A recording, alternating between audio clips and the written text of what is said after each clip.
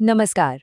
चलिए आज हमारे देश के संविधान यानी कॉन्स्टिट्यूशन के बारे में कुछ बहुत ही मजेदार समझते हैं। हम इसे सिर्फ एक रूल्स की किताब नहीं बल्कि एक सपनों की किताब की तरह देखेंगे। हमारे भारत के लिए देखे गए सपने।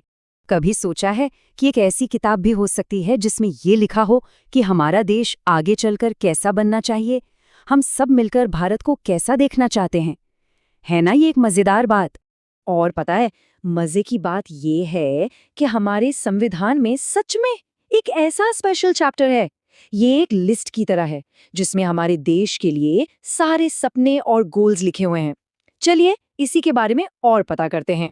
तो इस खास चैप्टर का नाम है राज्य के नीति निदेशक तत्व।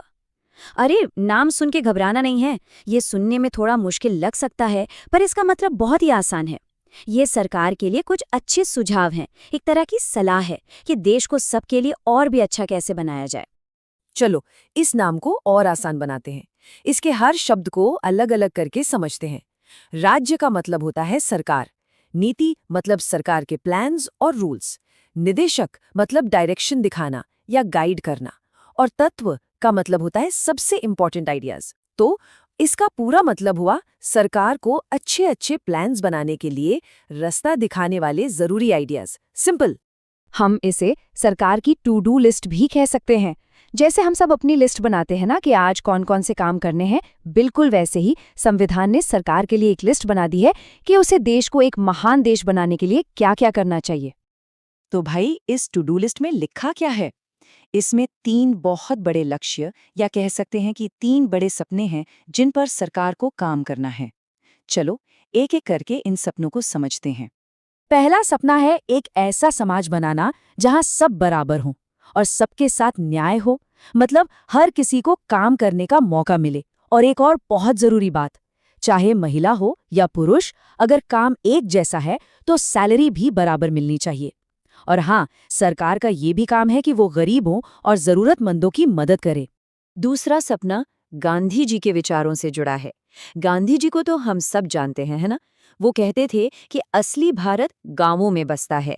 इसीलिए इसमें कहा गया है कि गांवों की पंचायतों को पावरफुल बनाया जाए ताकि गांव के लोग अपने फैसले खुद ले सकें। किसी ने अपने गांव में पंचायत देखी है? ये बिल्कुल वही है। और तीसरा सपना है एक मॉडर्न इंडिया बनाने का, मतलब खेतीबाड़ी में साइंस और नई टेक्नोलॉजी का इस्तेमाल हो। हम अपने आसपास के पर्यावरण, अपने जंगलों और जानवरों की रक्षा करें और जो हमारे पुरानी किले और मॉन्यूमेंट्स हैं उन्हें भी संभाल कर रखें। अच्छा, अब एक बहुत इंपॉर्टेंट सवाल पर आते हैं। संविधान ने हमें कुछ फंडामेंटल राइट्स यानी मौलिक अधिकार भी तो दिए हैं, तो फिर ये निदेशक तत्व उन अधिकारों से अलग कैसे हैं? क्या ये एक पक्का वादा है या बस एक अच्छी सलाह? सोचो जरा, अगर सरकार इस टू डू लिस्ट में लिखी कोई बात पूरी नहीं करती तो क्या हम कोर्ट जा सकते हैं? जैसे हम अपने फंडामेंटल राइट्स के लिए जा सकते हैं, क्या इनके लिए भी जा सकते हैं? इसका जवाब हमें इस टेबल में मिलेगा। ध्यान से देखिए, एक तरफ है मौलिक अधिकार, ये हमारी गारंटी है, एक पक्का वादा। अगर ये हमें नहीं मिलते तो हम सीधा कोर्ट जा सकते हैं। दूसरी तरफ है निदेशक तत्व, ये एक अच्छी सलाह की तरह है, ये सरकार का नैतिक कर्तव्य है, पर अगर सरकार इन्हें पूरा नहीं कर पाती तो हम कोर्ट नहीं जा सकते। पता है, जब हमारा संविधान बन रहा था तो एक सदस्य थे केटी शाह। उन्होंने एक बहुत मजेदार बात कही थी। उन्होंने इन सिद्धांतों की तुलना एक ऐसे बैंक चेक से की जो कैश तभी होगा जब बैंक के पास पैसे होंगे। मतलब सरकार इन सपनों को तभी पूरा कर सकती है जब देश के पास उतने साधन हो, उतना पैसा हो। तो उस समय कुछ लोगों को लगा कि ये तो बस अच्छी अच्छी बातें हैं, गुड विशेस हैं, इनकी कोई असली पावर नहीं है। पर क्या ये बात सच थी? क्या इन सलाहों का कोई असर नहीं हुआ? चलिए देखते हैं। और अब आता है सबसे एक्साइटिंग हिस्सा।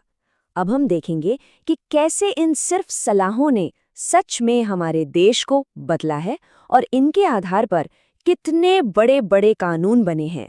याद है, हमने गांधी जी के सपने की बात की थी कि गांव की पंचायतों को मजबूत बनाना है। ये सलाह संविधान के आर्टिकल 40 में लिखी है। और देखिए क्या हुआ।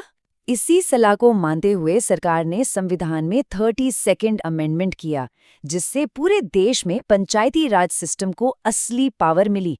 तो देखा, एक सलाह ने कितना बड़ा बदलाव ला दिया। चलो एक और एग्जाम्पल देखते हैं। आर्टिकल 48A में सलाह दी गई कि सरकार को हमारे पर्यावरण यानी कि हमारे जंगल और जंगली जानवरों की रक्षा करनी चाहिए। और इसी सलाह पर काम करते हुए वाइल्ड लाइफ प्रोटेक्शन एक्ट और फॉरेस्ट कंजर्वेशन एक्ट जैसे बहुत ज़रूरी कानून बनाए गए।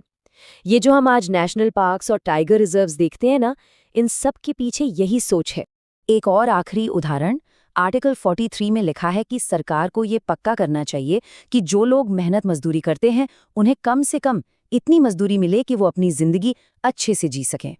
और इसी के आधार पर मिनिमम वेजेस एक्ट बनाया गया। ये कानून ये तय करता है कि किसी भी मजदूर को एक दिन के काम के लिए कम से कम कितने पैसे मिलने ही चाहिए।